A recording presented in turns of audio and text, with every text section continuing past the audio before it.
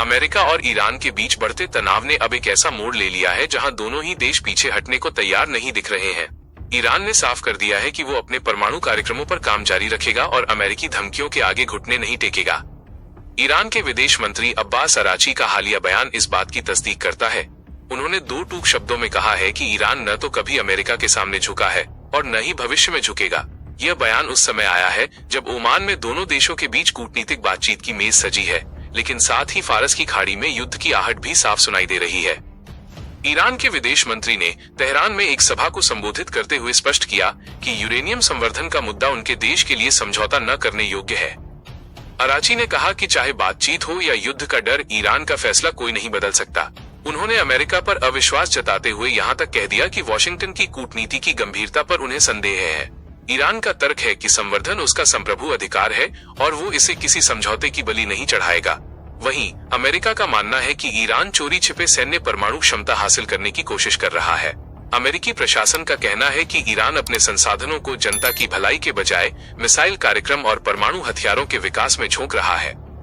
तनाव का आलम यह है कि अमेरिकी सेना ने ईरान को चारों ओर से घेर लिया है। अरब सागर में अमेरिकी विमान वाहक पोत की मौजूदगी और आकाश में गर्जना करते लड़ाकू विमान सीधे तौर पर तेहरान को संदेश दे रहे हैं। अमेरिकी मिसाइलें ईरान के सामरिक ठिकानों की ओर तनी हुई हैं। ईरान ने भी इस सैन्य घेराबंदी का डटकर मुकाबला करने की बात कही है। अराची ने अमेरिकी युद्धपोतों का जिक्र करते हुए कहा कि ईरानी सेना इन तैनाती से डरने वाली नहीं है। उन्होंने चेतावनी दी कि यदि कोई हमला होता है तो ईरान क्षेत्र में मौजूद अमेरिकी सैन्य अड्डों पर पलटवार करने से नहीं हिचकिचाएगा। डोनाल्ड ट्रंप ने ईरान के खिलाफ अधिकतम दबाव की रणनीति को एक नए स्तर पर पहुंचा दिया है।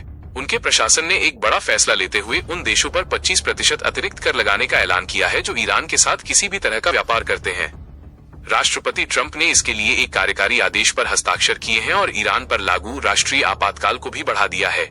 अमेरिका के इस कदम के पीछे मुख्य कारण ईरान की आर्थिक नाकेबंदी करना, क्षेत्रीय स्थिरता बनाए रखना और ईरान द्वारा समर्थित समूहों को रोकना है। अमेरिका चाहता है कि ईरान को एक ऐसी संधि पर हस्ताक्षर करने के लिए मजबूर किया जाए जिससे वह भविष्य में कभी परमाणु हथियार न बना सके। हालांकि इस दबाव के बीच ट्रंप ने यह भी संकेत दिया है कि रूस, यूक्रेन और ईरान के साथ बातचीत सकारात्मक दिशा में बढ़ सकती है। उन्होंने कहा कि ईरान शायद कोई समझौता करना चाहता है, लेकिन जमीनी हकीकत फिलहाल किसी सहमति से कोसों दूर नजर आ रही है। बढ़ते खतरों के बीच ईरान अकेला नहीं है। विदेश मंत्री अराची ने खुलासा किया कि वे अपने रणनीतिक साझेदारों रूस और चीन के साथ लगातार संपर्क में हैं और उनसे सलाह ले रहे हैं। ईरान का ये रुख बताता है कि वो वैश्विक शक्तियों के साथ मिलकर अमेरिका की घेराबंदी का जवाब देने की तैयारी में है। इधर खाड़ी के अन्य देश भी इस तनाव से सहमे हुए हैं। अगर युद्ध छिड़ता है तो इसका असर पूरे मध्य पूर्व पर पड़ेगा। जिन खाड़ी देशों में अमेरिकी सैन्य अड्डे मौजूद हैं, वे न चाहते हुए भी इस भीषण जंग का हिस्सा बन सकते हैं। तेल की आपूर्ति से लेकर वैश्विक अर्थव्यवस्था तक इस युद्ध के परिणाम बेहद घातक हो सकते हैं। अब सवाल ये उठता है कि क्या अमेरिका की ये जोर जबरदस्ती ईरान को बातचीत की मेज पर लाएगी या फिर ये डोनाल्ड ट्रंप के शासन की सबसे बड़ी भूल साबित होगी। एक ओर अमेरिका इसे राष्ट्रीय सुरक्षा के लिए जरूरी बता रहा है तो दूसरी ओर ईरान इसे अपनी आजादी पर हमला मान रहा है। क्या ये बढ़ता गुस्सा ईरान के विनाश का कारण बनेगा या अमेरिका को एक ऐसे युद्ध में धकेल देगा जिसका कोई अंत नहीं। युद्ध और कूटनीति के बीच झूलते इन हालातों पर आपकी क्या राय है? क्या अमेरिका को कर और प्रतिबंधों के बजाय बातचीत का कोई और रास्ता अपनाना चाहिए या फिर ईरान का अड़ियल रुख ही शांति में सबसे बड़ी बाधा है? हमें अपनी राय जरूर बताइए और ऐसी ही ताजा और अनसुनी खबरों के लिए अननोन न्यूज अपडेट चैनल को सदस्यता देना न भूलें।